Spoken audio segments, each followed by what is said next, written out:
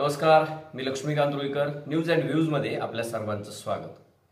देवेंद्र फडणवीस यांनी काल म्हणजेच शनिवारी काही वृत्तवाहिन्यांशी बोलताना इंटरव्ह्यूमध्ये असं सांगितलं की ते ब्राह्मण आहेत, ते फडणवीस आहेत आणि त्यामुळं ते सॉफ्ट टार्गेट झालेले आहेत. विषय मराठा आरक्षणाचा. देवेंद्र फडणवीस यांनी असं देखील म्हटलं की मराठा आरक्षण हे 1980-82 पासून हा प्रश्न प्रलंबित आहे.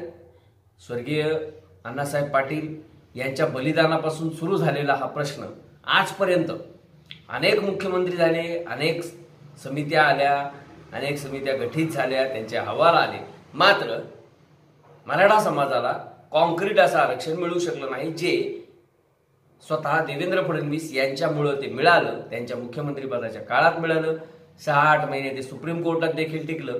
मात्र त्यानंतर आलेल्या उद्धव ठाकरे यांच्या सरकारनं या प्रश्नाकडे तितकंसं गांभीर्यानं लक्ष दिलं नाही. आणि असं असतानाही मराठा समाजाच्या जीवावर मोठे झालेले पुढारी, त्यांचे नेते हे आपल्याला दूषणं देत आहेत.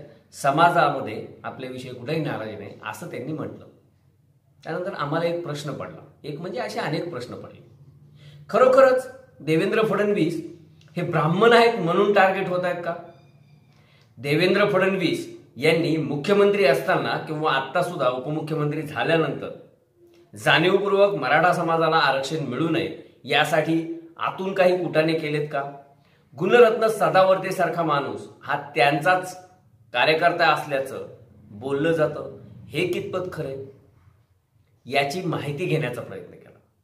वास्तविक पाहता म्हणजे अगदी स्वर्गीय यशवंतराव चव्हाण साहेबांपासून ते आत्ताचे विद्यमान मुख्यमंत्री एकनाथ शिंदे यांच्यापर्यंत अनेक मुख्यमंत्री महाराष्ट्रानं पाहिले, ज्यातील बहुतांश मुख्यमंत्री हे मराठा समाजाचे होते. महाराष्ट्राचं राजकारण हे मराठा समाजाला वगळून होऊच शकत नाही. ओबीसी समाज खूप मोठ्या प्रमाणात आहे. ओबीसी समाजाचे नेते देखील पॉवरफुल आहेत. मात्र जेव्हा केव्हा मुख्यमंत्री पदाची जबाबदारी देण्याचा विषय येतो तेव्हा दिल्लीश्वर, मग ते काँग्रेसचे असो किंवा इतर पक्षाचे, हे मराठा समाजाला प्रेफरन्स देतात. त्यामध्ये स्वर्गीय बाळासाहेब ठाकरे यांनी मनोहर जोशी यांना बसवून किंवा भाजपनं देवेंद्र फडणवीस यांच्याकडे मुख्यमंत्री पद देऊन अपवाद केला असेल, नाही म्हणायला हरकत नाही. पण बहुतांश वेळा मुख्यमंत्री हे मराठा समाजाचे राहिले. मग ज्या समाजाचा मुख्यमंत्री आहे तो जर का हा प्रश्न सोडवू शकत नाही तर त्याच्यामध्ये देवेंद्र फडणवीस दोषी कसे? मग असं म्हणायचंय का मनोज जरांगे यांच्या माध्यमातून जो समाज किंवा समाजातले काही ठराविक घटक हे देवेंद्र फडणवीसांना दोष देत आहेत, त्यांच्यामुळं आरक्षण मिळत नाही असं बोललं जातंय? म्हणजे एकनाथ शिंदे हे नावाला सीएम आहेत आणि सरकार पूर्ण देवेंद्र चालवत आहेत असं तर म्हणायचं नाही ना.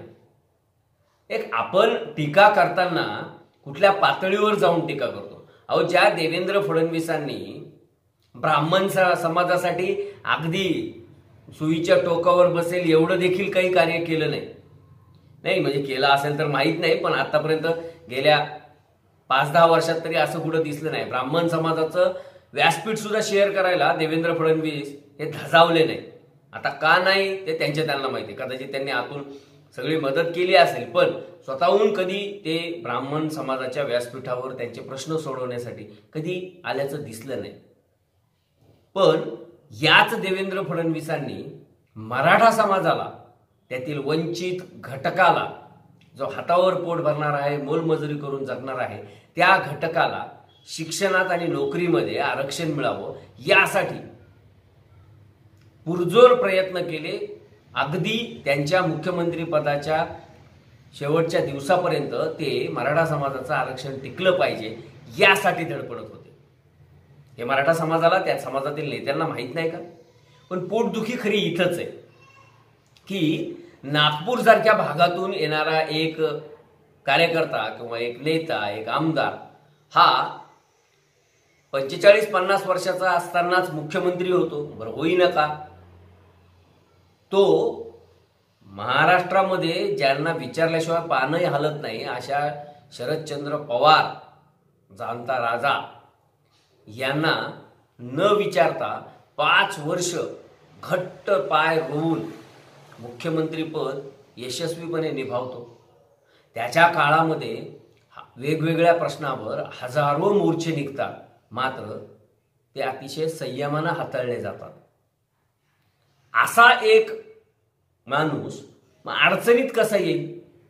तर त्याला त्याच्या जातीवर जर का बोललं, त्याच्या जातीवरून त्याला जर का दूषणं दिली तर कदाचित तो डिस्टर्ब होईल. आणि त्यामुळंच म्हणजे याच मराठा समाजाच्या मूक मोर्चामध्ये असं देखील बोललं गेलं होतं की फडणवीस आम्ही आरक्षण मागतोय, तुमची बायको नाही. त्याकडे देखील फडणवीसांनी दुर्लक्ष केलं. अहो, संस्काराचा भाग आहे शेवटी. आणि ब्राह्मण आहेत ते, आणि ते फडणवीस आहेत म्हणून सॉफ्ट टार्गेट आहेत हे त्यांनी कबूल केल्यानंतर आम्ही हे सगळं बोलतो. नाही तर आम्हालाही काही फारसं त्यामध्ये स्वारस्य नाहीये. फडणवीस हे शेवटी राजकारणी आहे आणि सगळे राजकारणी हे एकसारखेच असतात, हे आजपर्यंतचा इतिहास आहे. पण फडणवीसांनी निदान प्रामाणिक प्रयत्न तरी केले हो. त्या समाजाला आरक्षण मिळावं ही त्यांची प्रामाणिक इच्छा होती. मग असं असताना त्यांनाच का झोपटलं जातंय? त्यांच्याच नावाने का शंख केले जात आहेत? का पवारांना ते देता आलं नसतं? नारायण राणेंना ते देता आलं नसतं? अशोक चव्हाणांना ते देता आलं नसतं? किंवा अगदी एकनाथ शिंदेंना ते देता आलं नसतं का? पृथ्वीराज चव्हाणांना ते देता आलं नसतं का? अहो, हे सगळे मराठ्याचे पुढारी होते ना. वसंतराव नाईकांसारखा, मनोहर जोशींसारखा, उद्धव ठाकरेंसारखा किंवा सुशीलकुमार शिंदेंसारखा असे 4-5 जर का अपवाद वगळले तर सगळे मराठा होते ना. मग या मराठा समाजाच्या पुढाऱ्यांनी स्वतःच्या शिक्षण संस्था, स्वतःचे साखर कारखाने, स्वतःच्या सूत गिरण्या, स्वतःच्या जमिनी, स्वतःच्या जमिनीवर IT पार्क हे उभारून या माध्यमातून करोडो अब्जावधी रुपये छापण्याच्या पलीकडे काही केलं का? यांनी जर का शिक्षणामध्ये आणि नोकरीमध्ये आरक्षणाचा विषय अगदी अण्णासाहेब पाटील यांच्या बलिदानापासून जर का हातात घेतला असता तर निश्चितपणे आजपर्यंत लाखो तरुणांना रोजगार मिळाला असता, त्यांच्या माथी असलेल्या मागासलेपणाचा कलंक पुसला गेला असता. पण आपण काही करायचं नाही. फडणवीसांसारखा एखादा जर का मुख्यमंत्री असलेला माणूस हा काही करत असेल तर त्याच्या पायात पाय अडकवायचा आणि त्याला तोंडावर पाडायचं आणि नंतर त्याची समाजात बदनामी करायची. पण कदाचित पवार अँड कंपनीला हे माहीत नसेल, फडणवीसांच्या विरोधकांना, की 12 गावचा पाणी पिलेला माणूस आहे फडणवीस. आणि त्याच्यामुळं ते देखील पुरून उरले आहेत. ते देखील मराठा समाजाला आरक्षण मिळावं यासाठी या सगळ्या पुढाऱ्यांना अंगावर घेत आहेत. पण समाजानं तरी थोडं भान ठेवलं पाहिजे. म्हणजे समाजाचा विचार करणारा कोण आणि समाजाबद्दल अपप्रचार करणारा कोण याची जाणीव समाजानं देखील ठेवली पाहिजे. समाजातील सगळेच 100% लोक फडणवीसांच्या नावाने बोटं मोडतायत किंवा पवारांना डोक्यावर घेतात असं नाही.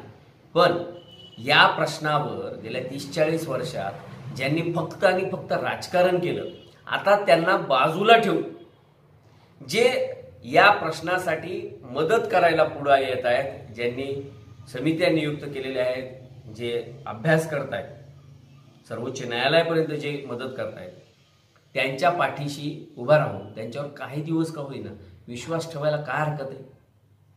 पण हे सगळं जे करणार आहेत ना ते एकनाथ शिंदे करणार आहेत. मराठा आहेत ते, ब्राह्मण नाही आहेत, फडणवीस नाही आहेत ते. आणि त्याच्यामुळे तरी हे फडणवीस यांचा दोष काय आहे?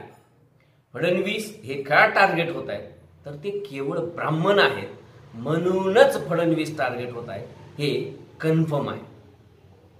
आणि अशा ब्राह्मण असणाऱ्या माणसाला राजकारणातून उठवण्यासाठी त्याच्या कुटुंबापर्यंत जाण्याची तयारी या विरोधकांनी केली, जी लाज आणणारी गोष्ट आहे. आम्ही काही सुरुवातीलाच सांगितले की आम्ही फडणवीसांचे समर्थक म्हणून बोलत नाहीये, पण ही गोष्ट लक्षात घेतली पाहिजे की ज्या माणसाने त्याच्या जातीसाठी, त्याच्या जातीचं भलं व्हावं यासाठी जर का असं खूप काही करून ठेवलं असतं किंवा त्यासाठीच तो प्रयत्नशील असला असता तर त्याला ब्राह्मण म्हणून टार्गेट केलं गेलं असतं तर हरकत नव्हती. पण तो जर का एका उपेक्षित आणि खरंच पिचलेल्या समाजासाठी, त्या समाजातील बांधवांसाठी, मराठा समाजासाठी काही जर का करू शकत असेल, करण्याची त्याची जर काही इच्छा असेल तर त्याच्या नावाने बोंब मारण्यापेक्षा, त्याच्या नावाने शंख करण्यापेक्षा त्याच्या पाठीशी उभा राहून त्याच्याकडून ते जर का करून घेण्याचा प्रयत्न केला गेला तर निश्चितपणे आरक्षणाचा विषय लवकरच मार्गी लागेल.